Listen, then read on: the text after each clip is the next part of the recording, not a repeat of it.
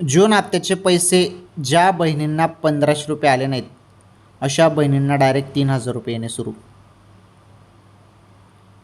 हो, 3000.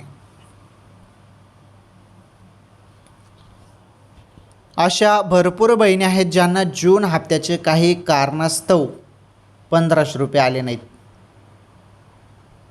आता ज्या बहिणी आहेत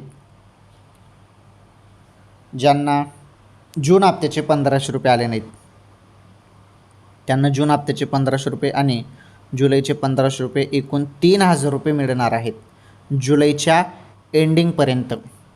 आणि ज्यांना जुलैचे म्हणजे जूनचे पैसे मिळाले आहेत, सर्व हप्ते रेग्युलर मिळालेले आहेत, सर्व हप्ते रेग्युलर मिळालेले आहेत, त्यांना मग जुलैचे फक्त 1500 रुपये येतील. आणि ज्या बहिणींना जून हप्त्याचे आले नाहीत त्यांना जून हप्त्याचे आणि जुलैचे मिळून 3000 रुपये मिळतील. आलं लक्षात?